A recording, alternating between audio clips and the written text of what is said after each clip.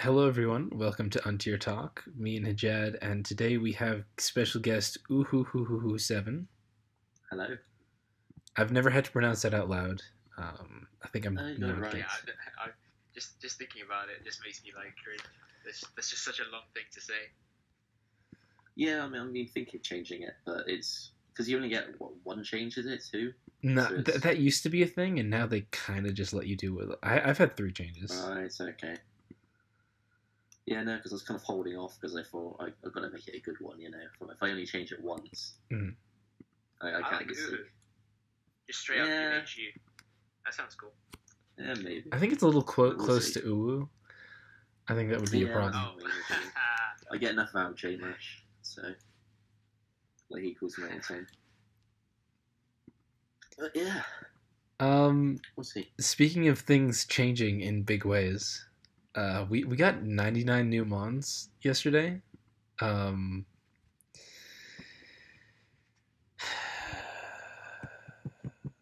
that's it's just one of the things that's hard to talk about. 3 new mons, you can go real in depth on how much they're going to add to a pretty similar meta. 15 new mons, brand new meta, but you can kind of go into what are the big ones.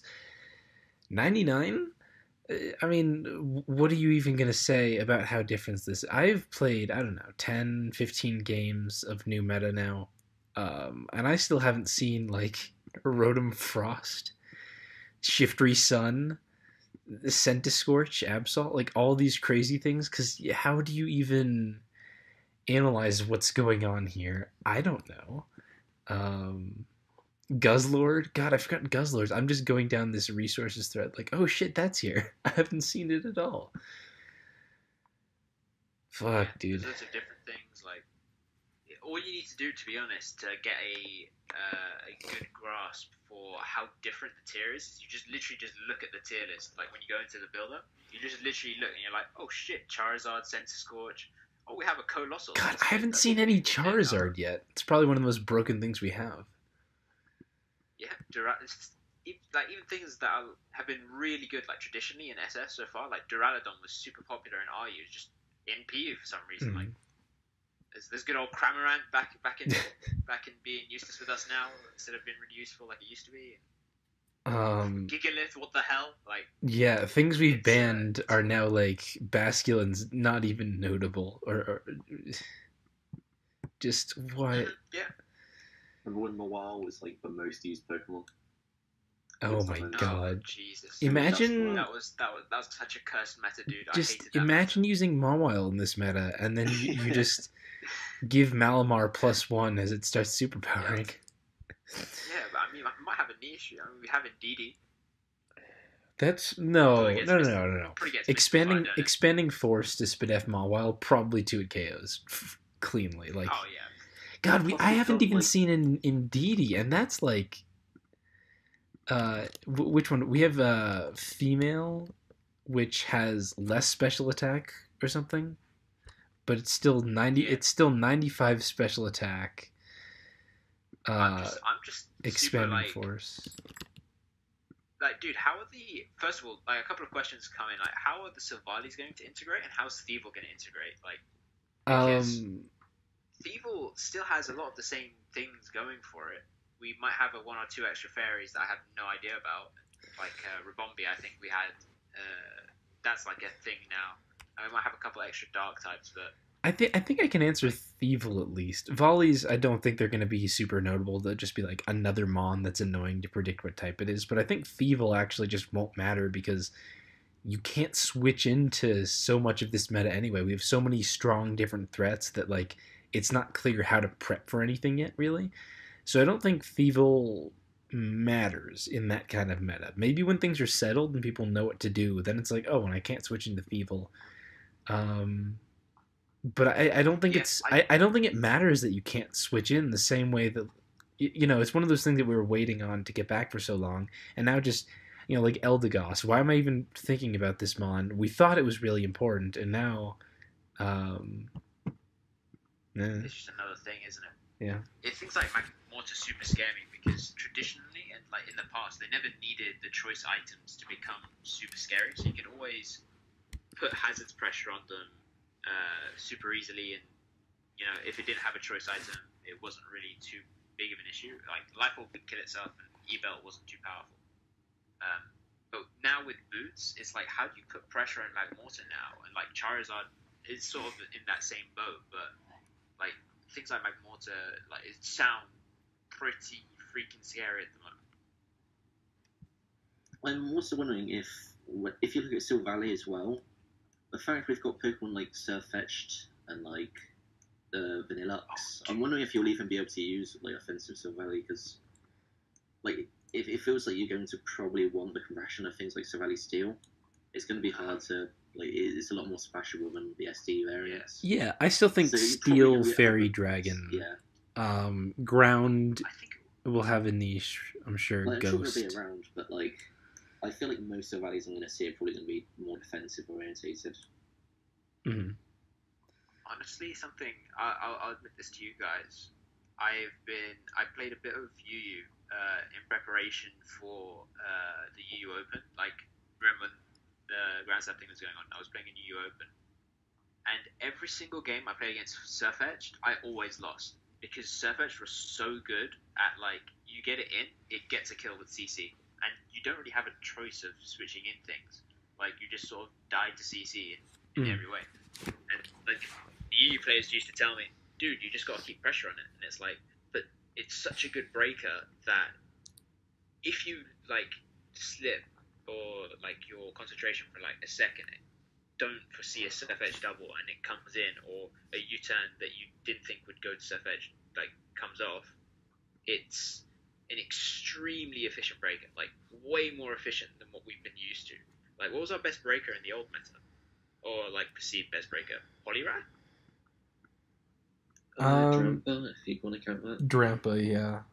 But yeah, Surfetch is crazy. You can take one hit with a Silvally Fairy or something, but yeah, our fighting types. We got Surfetched, we got Hitmonlee, we got Hitmontop, we got Girder, we got Machamp, we got Scrafty, we got Toxicroak, we got Gallade, we got Sock.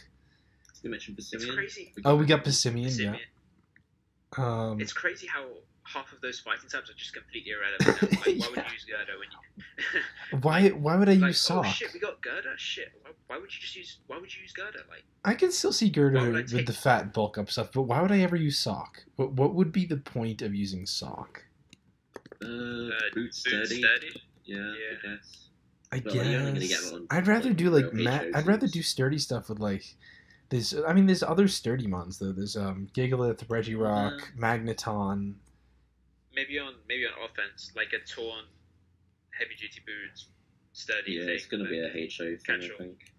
Maybe, but compared to all the other fighting, Magneton and like Kadabra, that's all you've got alternatively. And, like, no one's really. Yeah. Did I mention Scrafty? I'm not sure if I threw Scrafty in there. Yeah, we were all talking about using Scraggy, and now we're using Scrafty. Like, 2 months later, it's like what crazy. What the fuck, dude? It's yeah. There are so many notable things. I think Exploud is crazy. Exploud is similar to Exploud. Yeah. Yep. What the fuck? Yeah, we got the big scrappy boom burst, so Noctowl doesn't even matter. We got Regigigas I haven't messed with yet. It's probably also worth talking about. Gimmick teams are really popular. Trick Room, Terrain, Sun, Hail, and Rain. All great. Well, I don't know, but I haven't seen Trick Room, but the rest of them. You can run 3 terrains, 3 to 4 weathers, depending on if you count like sand as like a half weather or whatever. Screens hyper offense, also crazy. Termy posted the... I know that wasn't public, but yeah, Termy showed me a screens offense he was using, and that was like, oh shit. Yeah, it just seems like a lot of crazy stuff that you can do in this meta. And to be honest, I have no idea where the first thing that you're going to balance is, to be honest, because it's literally whatever gets popular first is probably going to be the first thing that gets banned, and then there'll be something else, and then there'll be something else after that. So I don't know how to ban things until the January shift, to be honest.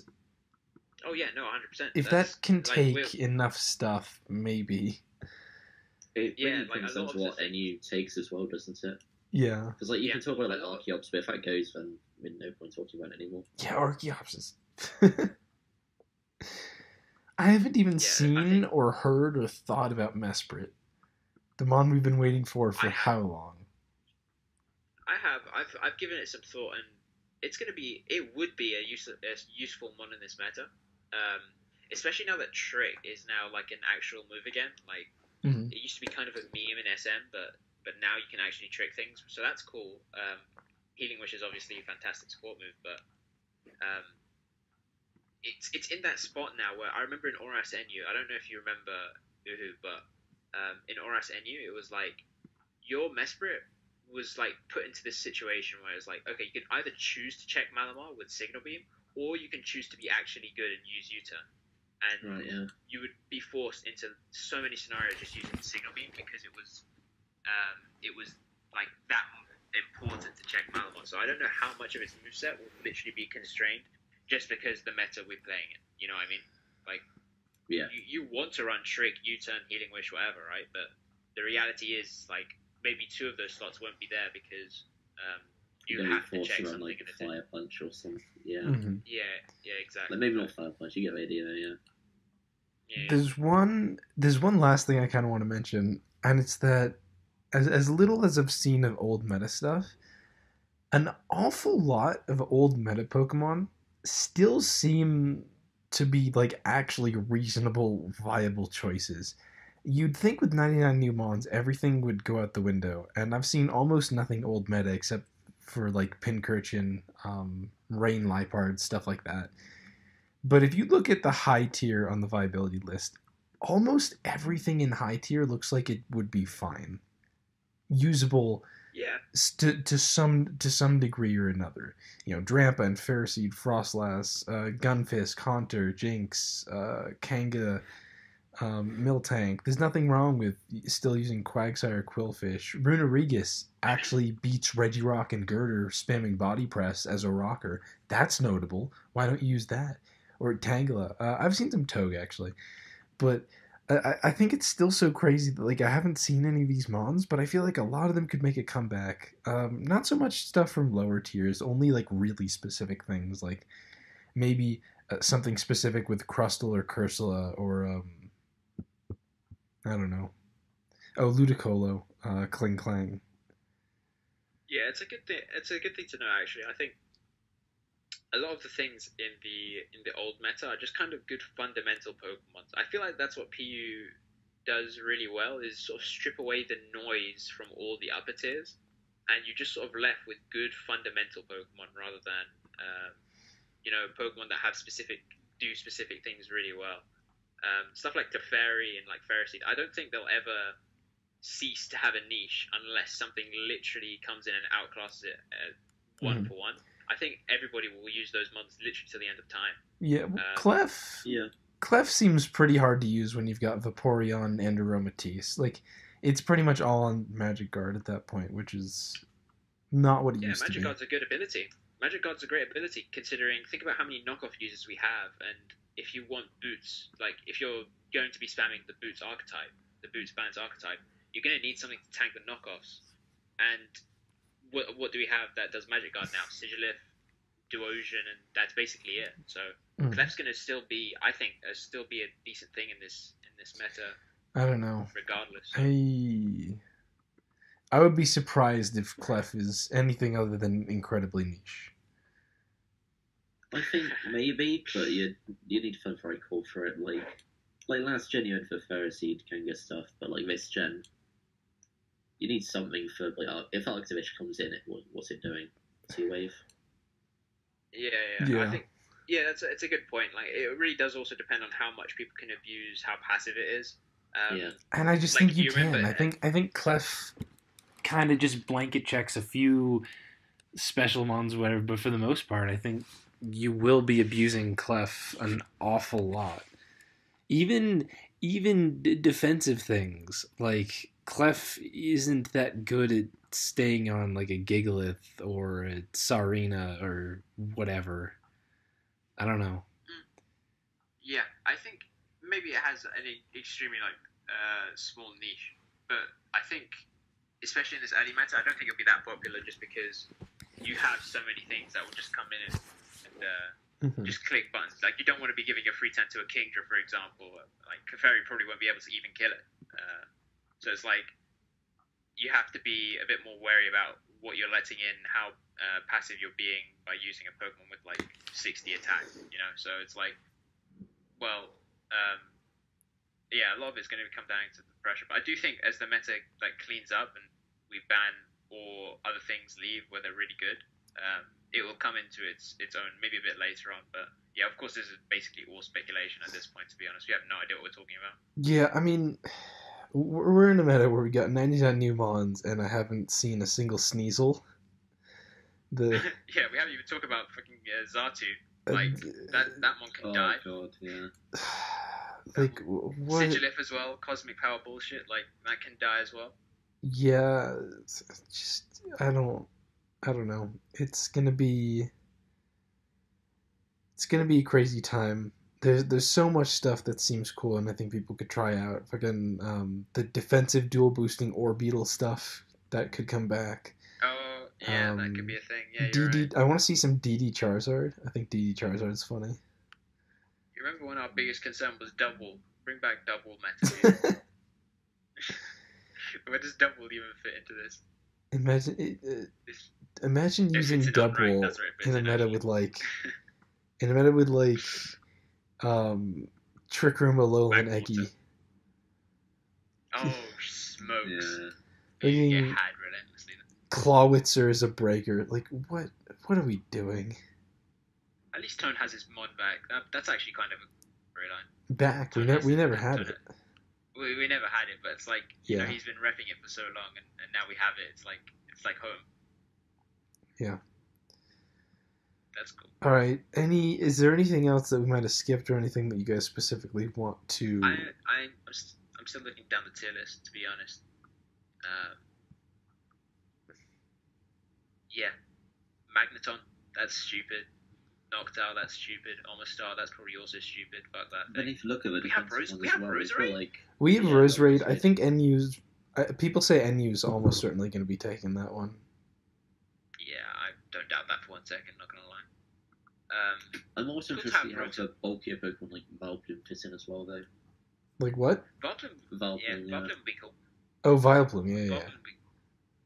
Yeah, I haven't seen a lot of the Fat Mons because, like, offense with all the crazy breakers seems to be the big thing so far. So, I mean, there's Regirock and Girder and Vaporeon, and after that I've seen very little. So no Piloswine, no Palossand, no Guzzlord, yet, but we'll see if they come out. What did Weezing do? Did that have a new move or something? Weezing gets Neuralizing Gas now? And Gas. So we can see Spike Up on Xatu, which is quite funny. Nice, actually. Yeah. Sorry, neutralizing. Neuralizing. Yeah. And the Neuralizer, I think, is what, the Men in Black thing? Yeah. It just makes you forget your ability.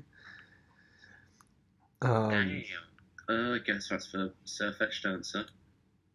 How was it taken, actually? Not badly, actually. I bet Banded Surfetched only 3 KOs with close combat, but like Brave Bird probably 2 KOs. I'm willing to Brave bet Bird that does 49 max. Wow, that's not bad. I'm willing to bet Surfetched 2 KOs the entirety after rocks. Maybe not Silvally Fairy. Like max defense Silvally Fairy, which you would never actually run, but I'm just saying. Yeah, no, that's not happening. After rocks, that's 2 KO'd. Oh yeah, it gets poison. No, CC. Straight CC. No other move, just CC. No, Weezing tanks then. Yeah, or Scyther or Scyther. We have Scyther. Oh shit. Fuck. I have to think about it as a good Pokemon now. Damn. Xatu can take that. Sigilif can take that. Maybe not Ribombee. That thing's frail as shit. I think Sigilif is actually one of the things I'm more scared of. Just like Lightfall Magic Guard. Yeah, Sigilif seems really good. What's tanking like Psyshock to their slash? Yeah, there's that. Then when that gets popular, you start running Tinted Specs and... Yeah. Yeah, that set was pretty... That was probably my favorite set in the entire of... was it SMNU? Mm-hmm. They used that set like frequently. That was probably my favorite set in that whole tier. Yeah. Yeah, that was pretty nuts. Like, Yeah, I mean, but There's there's so just much.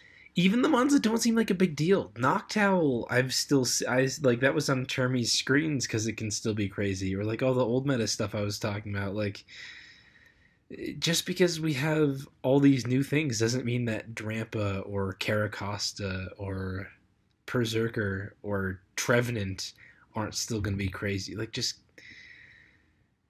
oh boy.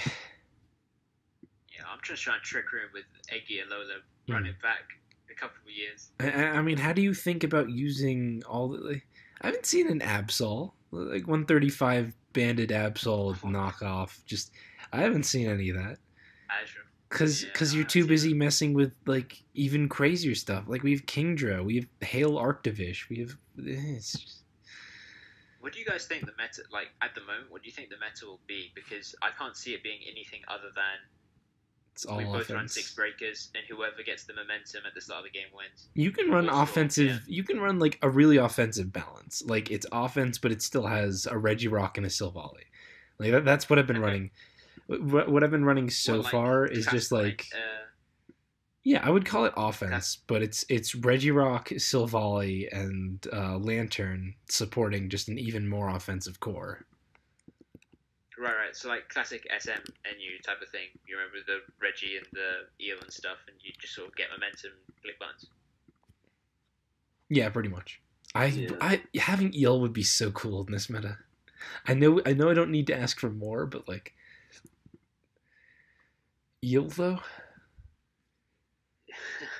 Trying to get through the border. Eel would be cool. I think we're about. I think we're good on. Yeah, just before we move on, what the hell does Sense Scorch do? I've never seen that thing. Clicks Firelash. Yeah, it can coil or it can do all out attacker. I think one of those two will probably be the dominant set. Firelash is a good move. I'd say probably all out attacker because coil isn't the boost is nice, but you're getting the equivalent of boost just from Firelash. Right, what moves does it run then? Just like Leech Life. It gets Leech Life. It gets Power Whip. Yeah, it gets those. Lunge might also be funny. But then I'm looking at what switches into it. You're looking at probably Cleared Body Regirock. I think I guess the same thing. Colossal. Yeah. Yeah, it's probably not that crazy actually because it can't really set up, but. I don't. Yeah, I think one attack is definitely set because you're just going to knock off the Colossal. Druddigon, I guess. I haven't really seen much Druddigon, but it seems good. Breaker rocks Glare. It's good by default just because of Xatu. So... I haven't even seen his Xatu, if I'm going to be honest. I'm sure it's good. It's just like there's so much that you just don't run into yet. Again, neither Rotom. I haven't seen either Rotom form, dude. We have Nasty Plot Rotom. Either? We have 3, don't we? No, we have regular. Oh, well, yeah, Fan. I mean the new ones. Oh, yeah. Frost and Ghost. Okay, let's talk about World Cup. I think we're good on drops. I think that's enough. Yeah, that's so good. Oh my God, Magneton gets teleport. I forgot. That's really funny. Okay. We had the tiebreaker for World Cup instead of a new week, which we'll be talking about next week. South versus France. And obviously going into this, France is the big favored one. You've got Squash versus Pink Dragon Tamer. I think that I was like 50-50 on that. But DPP, Sky Solar versus Yandod, also kind of 50-50 on that. But Katut versus Man of Many would be the kind of swing game where you would expect Katut to be pulling it out for France. Yeah. So the first game that happened is PDT versus Squash. And I thought this one was pretty interesting. They both had very similar teams. They're both like do the same thing. They're both balances with similar cores. Like they've both got Miltank, Skuntank, Poliwrath balances with a Ghost and a Steel and a Filler. And they're both built around Choice Band Poliwrath just going to town. And And turn 4, Squash tries to sack his Frostlass to get a Wisp on Pink Dragon Tamer's Poliwrath and misses. And it's hard to talk about the game without that, because not having to burn on Poliwrath kind of like donks him immediately. Like, it's not that he won if he hit it, but without hitting that and losing your Frostlass for nothing, he was like super fucked.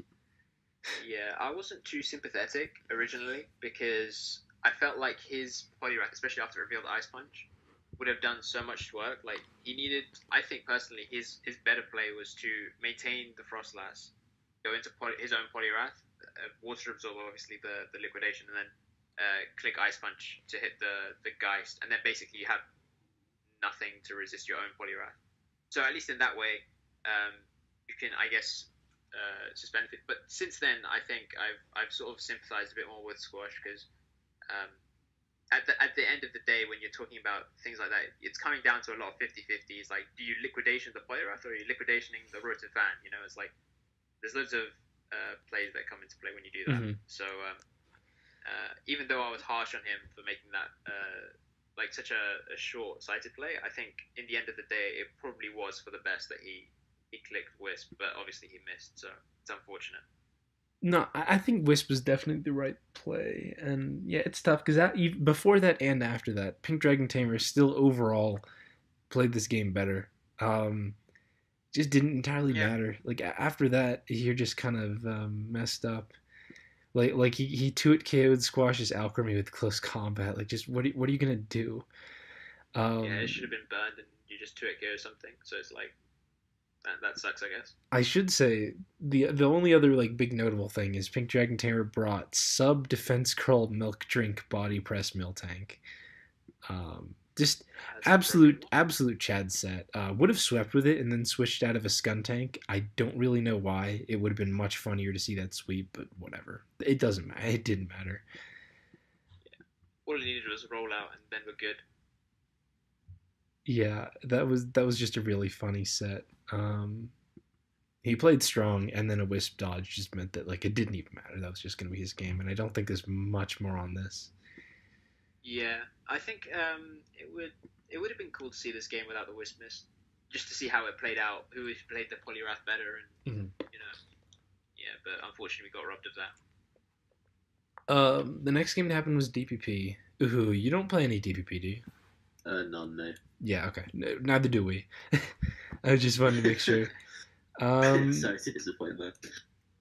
I don't even remember this game. I'm skipping through it real fast. I'm like, oh, it's DPP, and then Yandod won. That's cool. Seems like Yandod made a couple of pretty solid plays. I don't know how to evaluate the teams at all, but it seems like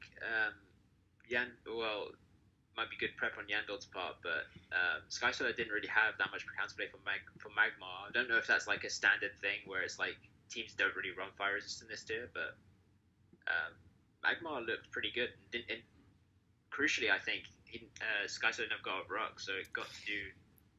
Well, it should have done a lot of work, but I don't think it ended up doing Yeah, Magmar did a lot of work here, and I don't think it's supposed to do that much because Rock's just supposed to pressure it.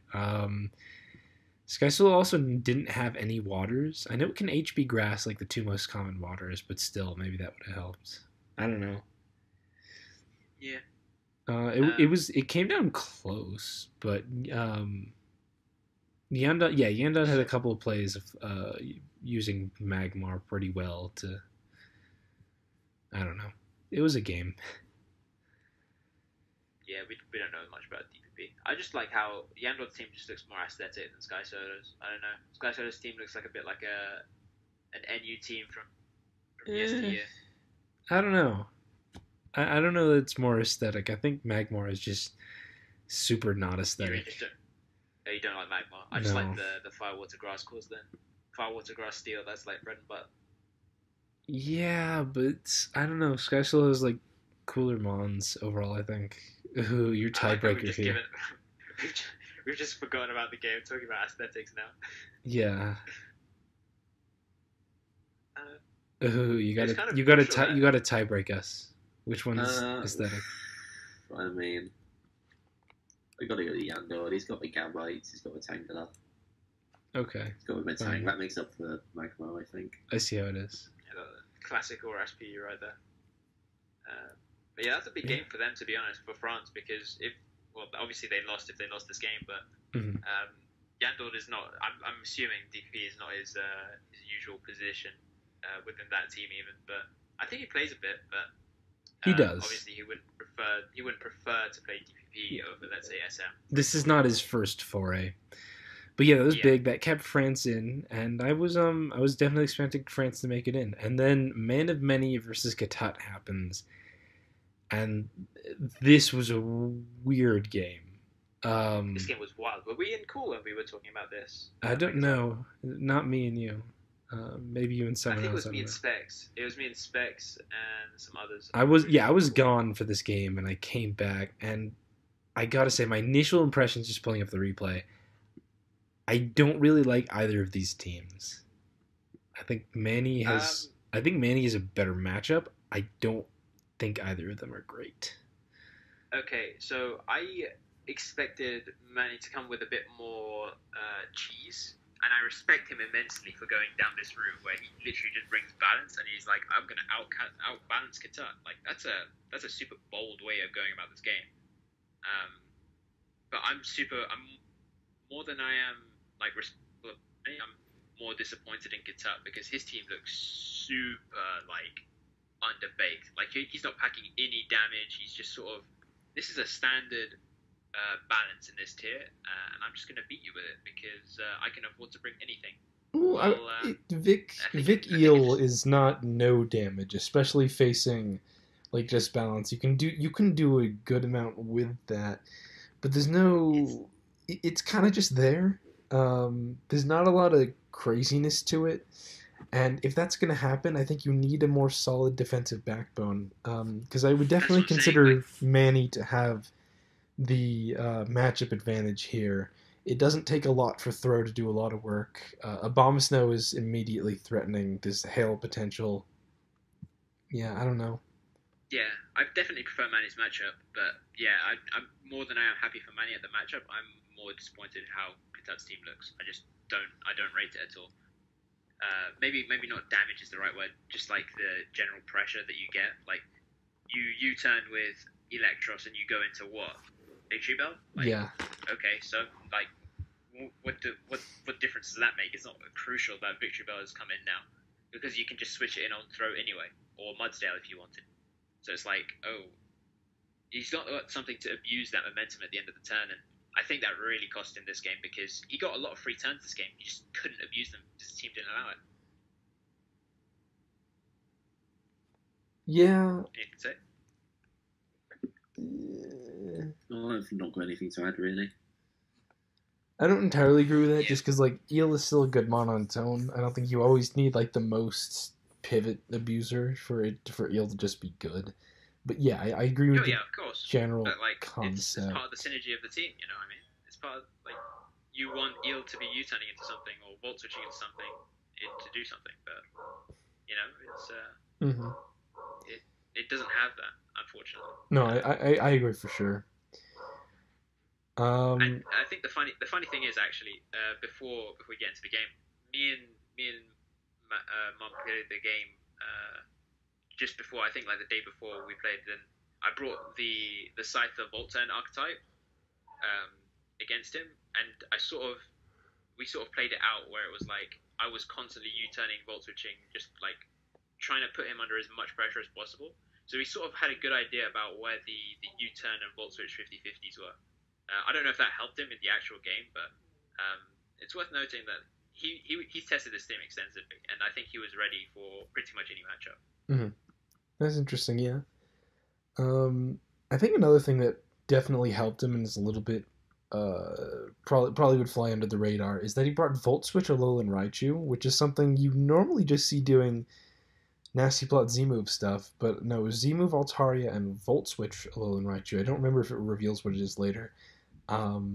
But Gatot has no electric immunity. Not super common and very useful. I like that's a set I tend to find not very good, But versus a team like Katat's, that really helps. That is super useful. Yeah, especially when you don't have recovery on your special wall. Like, it's huge to be able to get rocks up and then just click Volt Switch constantly. It's incredible. But yeah, you have Katat, I don't know, maybe being a little bit uncharacteristic. Definitely kind of takes the back seat early. Gets a few predictions wrong. Manny starts with some decent damage, stuff like that. It was a difficult game for him, I think. Sub Abomasnow as well coming in for Manny, kind of funny. Didn't really do much. It's done more in the past, but it was just like, oh, that's funny. I don't know if people if anybody knows this, but I think it was Sub Punch Abomasnow. So I love that set. Yeah, the sub. So the sub punch is to hit well, the sub is to obviously hit the punch at the end of the turn, but yeah, that was what the set was. The full set. For the Alolan Sandslash. Yeah, I remember running that like way back in the day. Yeah. I don't particularly rate the set, but I think the cooler part of the set, honestly, was the Pinchberry, where he managed to. We'll talk about it later on in the game, but Abomasnow was basically dead to rocks, and you sort of forget about Abomasnow at that point, considering it can't set up Hail anymore, and that kind of neuters the Sandslash, but you get the Pinchberry back. That's another 10 turns worth of Hail right there. So that was a very good building decision, I thought.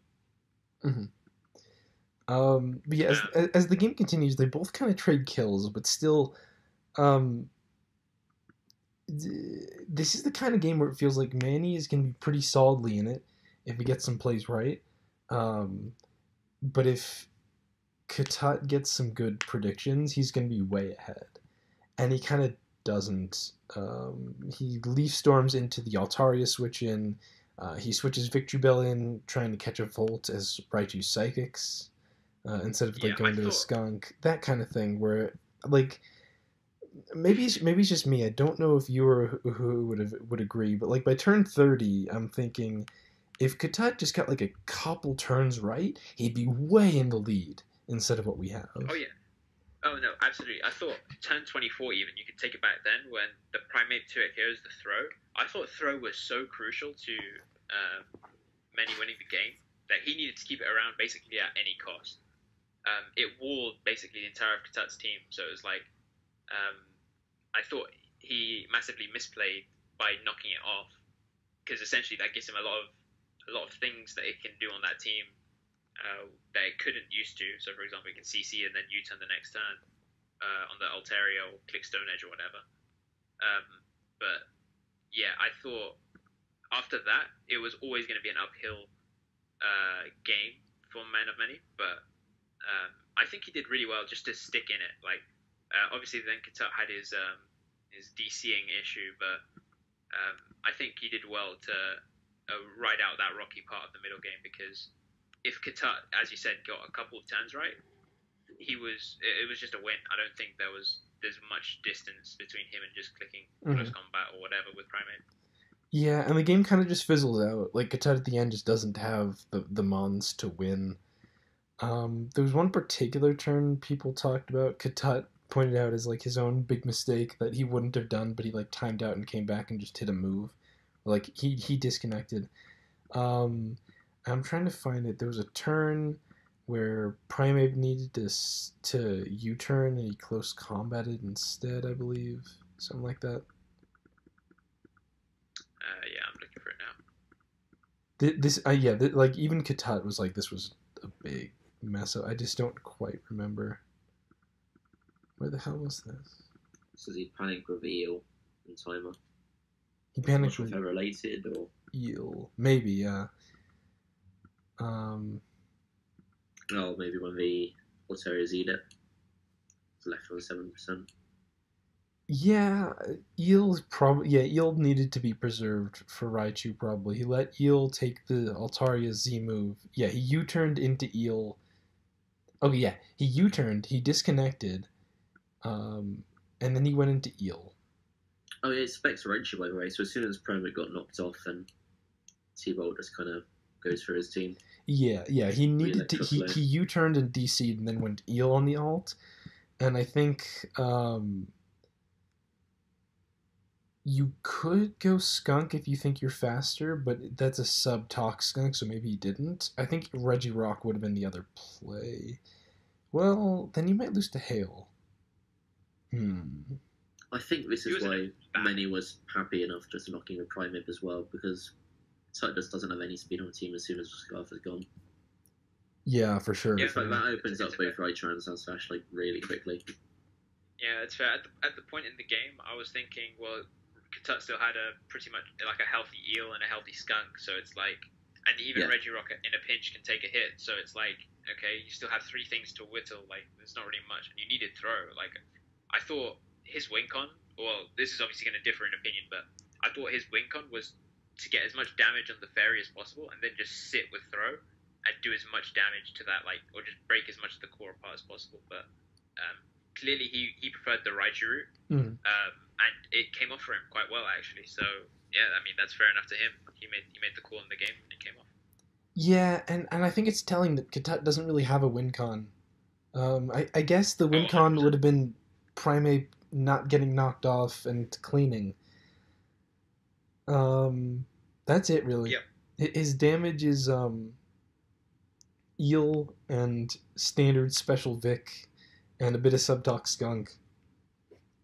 And with a cleaner Primate, that's not really damaging.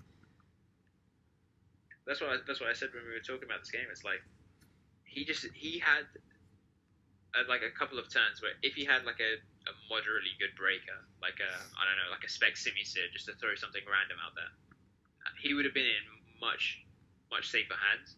But instead, he just sort of did damage, but it was sort of pointless damage. Like a lot of the time, he was sludge bombing or leaf storming into a resting throw or like an Altaria, which didn't really do much anyway. So it's like, what's your team actually achieving with this? That's why I kind of thought his team was just underbaked. Like I don't want to call it like a lazy call. I just think he needed to be a bit more confident in a fatter build, or maybe less confident in a fatter build. If you're like that, like build something a bit more offensive. But yeah, I definitely don't think this team probably was what lost him the game. If I had to guess, I don't think his plays are too much to blame. Yeah, I agree.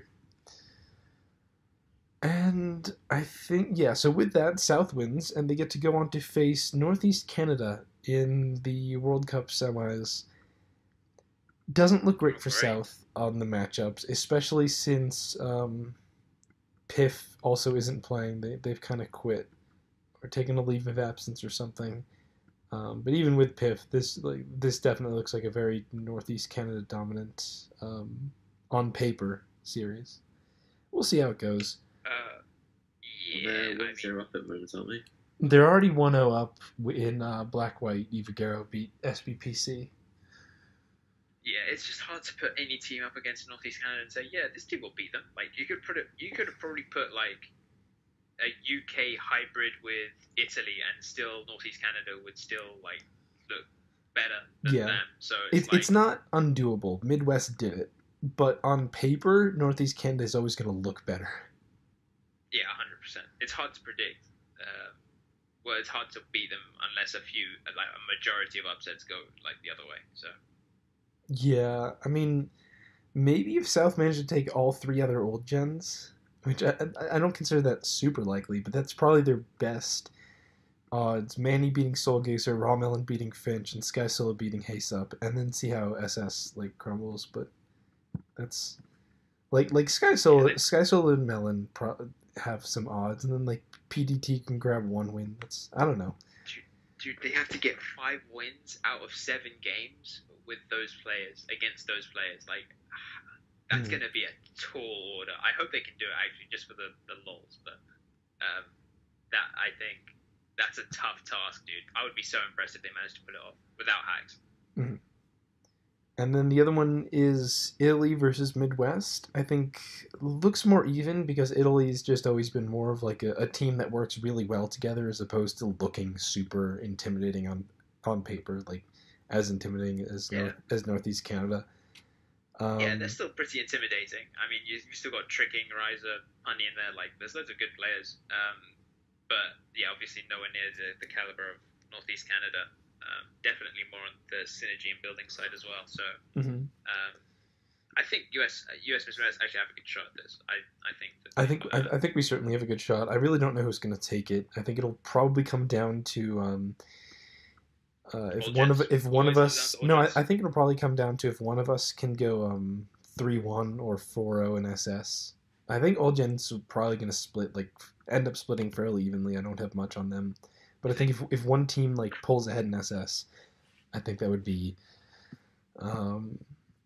Honestly, I think the SS is probably more in favor of Italy, but the old gens is sort of like a 50-50, but probably more so favoring Midwest, just because it's hard to build for them.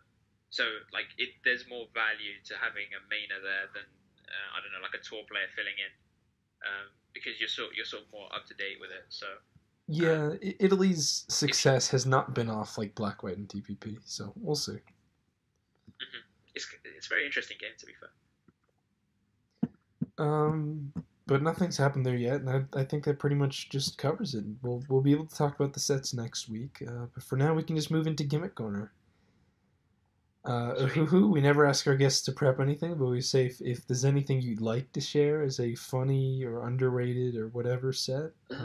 Go with Chad first. I'll find something. Okay, I'll go. I was looking for what to use today, just testing out the new meta, and I looked at Uber Skitty's big squad dump because that's like the only thing. So here's some ideas that might be fun. And I found one from there, and then I'll mention one other mon after. But the one I found there was Scarf Explode. He boom burst, and it hurt. And it's nice to be able to hit boom like, oh, Tauros killed something. I get a boom burst now. Wait, yeah, I was reading Tauros with the Scarf. Something actually. Wait. Let me finish mine. If I'm going first.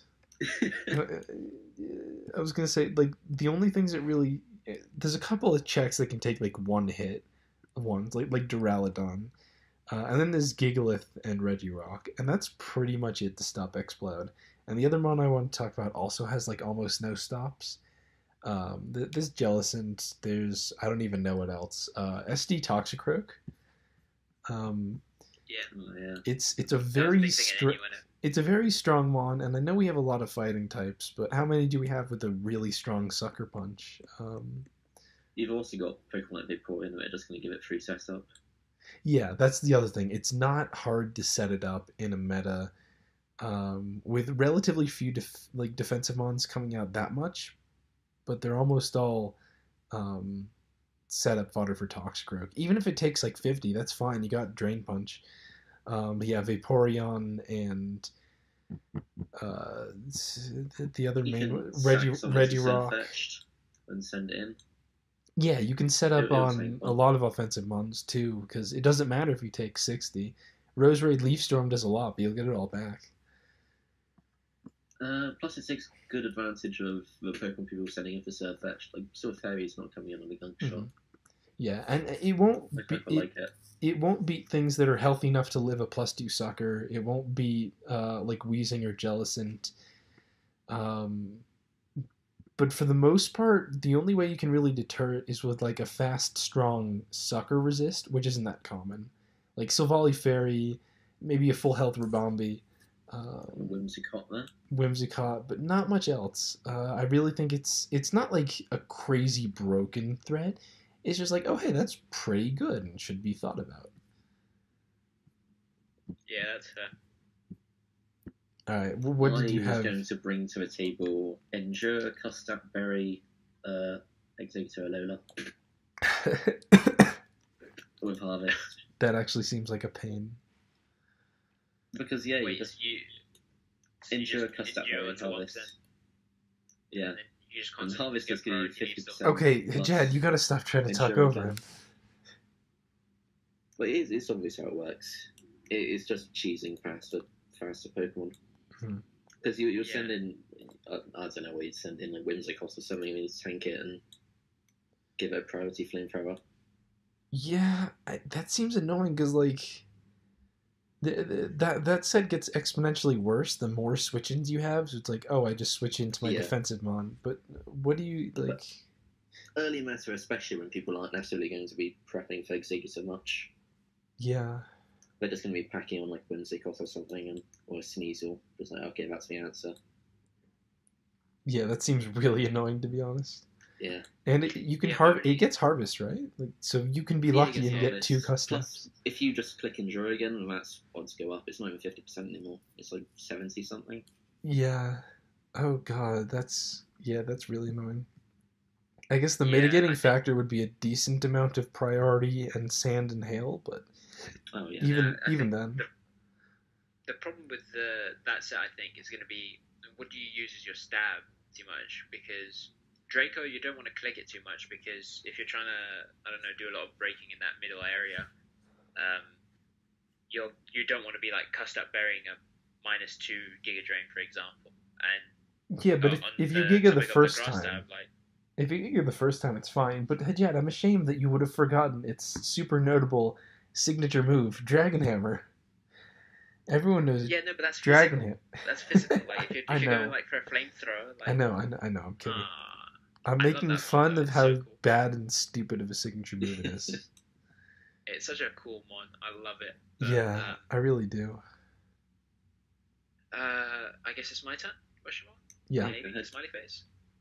Um, so my favorite set that I think will not cease to have any usage whatsoever apart from me will still be Kangaskhan. Um, because I still like the things that made Kangaskhan good in the old meta are still valid in this one. Like for example, Regirock being good doesn't really punish Kanga in any way. Same with Gigalith. Hmm. Um, Lots of and spikes. We got multiple good spikers in the shift. Plus our old good exactly, spikers are still solid. Like Rose Raid, exactly. Quillfish, Alone, Sandslash, whatever. Oh, I forgot Yeah, about Rose Raid. yeah. That's how long Plus, it's been. of course, the great thing about Kangaskhan has always been its good bulk as well, but also its ability to just spam fake out and be really annoying for offense. And obviously, in this meta, there's just going to be plenty of offense until um, something gives. Either the Tig bans some things or NU takes some stuff. So Yeah. Well, when I we think ban Kanga, Tauros, it'll really pop off. yeah, I think NU last gen, for example, had Kanga in E rank, and I was like against that to my like core because it did so much that I think a lot of people would just look past. Um, but besides that, I had something else. Kabutops, that was it. Basically, everybody's going to spam Kingdra like crazy. I have a feeling that Kingdra is probably going to be the most popular Pokemon in terms of like a breaker or the offense model that people turn to when they're like, oh, I'm being smoked. Let me just use a Kingdra now. Sure. I think that's probably going to be the most popular one. And Scarf Kabutops or Banded Kabutops, I think is going to be underrated as well. Just because you have the Swift Swim and then you can deal damage with Stone Edge. You also have the ability to hit Paraseed with the superpower as you did last gen as well. So yeah, that was one of the big things. And another thing I think people will forget about is Golurk just in general. I think we had it in the tier at one point, didn't we? Yeah, we banned it because it was fine, and then it got Poltergeist off its insane Yeah. attack, and we are like, oh fuck no. And then it went up to UU or something. Yeah, it went up to like Yeah. UU. Yeah. People used it in RU to like 2 KO Milotic. It's so strong. Like, Oh yeah, going Yeah, back to Triceratops for a second, it's got a flip turn now, so it can pivot as well. That's quite nice. Which one? Sorry. Cabritops, it's got flip turn. Yeah, yeah. I mean, it's going to be super good now. Yeah. Like, if you don't want to hit the Fairy Seed, for example, with superpower, you can just flip turn on it and do Yep. something else. Coming Yep. up with a lot of attack as well. So I will briefly mention on Kabutops that you can do banned Kabutops, and then the Kingdra ends up being DD instead of Rain Dance, and then you'll get fucked. Just saying, it's gonna happen at one point. Dude, don't even. Okay, can we just ban Kingdra now? Moving on. Golurk is going to be really good. I feel like the pain or like the tough part about bans isn't going to necessarily be the things you expect, like Kingdra, X-Cloud to some extent. Like, those aren't going to be the things. They'll be annoying, sure, but I think people will find ways around them. It's going to be like the things that have so much damage output that you can't afford to prepare for them. Like, otherwise you're just putting yourself in a corner. And I feel like Golok is one of them Pokemon because, sure, you can have a check to Earthquake, but do you have a check to Poltergeist? And do you have the ability? Does that Poltergeist immunity have the ability to tank an Ice Punch, for example, or like? None of them do. No Poltergeist immunities can take other hits. Like our normal types aren't that bulky. But I wanted to do a quick calc. Even if you get the prediction wrong, Adamant banned Golurk Poltergeist versus max defense Regirock is still a 50% chance to 3-hit KO after leftovers. That's crazy. Which is not to say it matters, because Regirock can't do anything back. The point is just how strong that Mon is. My that's God. Not a game. That's not a play that you'd make in the game, but that is crazy damage. To think that you can 3-hit KO that Mon with like Poltergeist, like that's not even super effective. With lefties, that's like 3 KO, 50% chance to 3 KO after lefties. Not counting Poltergeist missing, I guess. But whatever. That's marginally insane. I'm pretty impressed by that. But yeah, I think it's gonna be a really good Pokemon. I think to end, we should all name one new drop that seems really good that we haven't mentioned once yet. Okay, that's a very good idea. We can do it, I bet. Yeah, I go Heliolisk. Heliolisk, that's fair. Heliolisk is I think I've got to go Braviary. I mentioned Braviary. Yeah, we haven't mentioned Braviary. Oh, you mentioned No, I mentioned Braviary. Oh, there's plenty. There's plenty, yeah. Helios, 109 speed, 109 special attack. That's Yeah, just ability to pivot on anything. Yeah. Surf, Grass Knot. Like, what else do you want? Yeah. Can I mention unbans? Wait, no, Galvantula's a drop as well, wasn't it? It's an unbanned. I think. Galvantula also seems great. Just free webs on your also crazy offensive mon. Why not? That's funny. I actually have 2 mons that I figured one of you would pick one of them, but I didn't. So Flapple is back, and also Sceptile, which we haven't mentioned, but Did we not mention it with the terrain? I guess not, no. No, it's crazy on terrain, but it's also crazy off terrain. It's a Sceptile. Yeah. Why? Why do we have that? It's like 120 speed and Leaf Storm.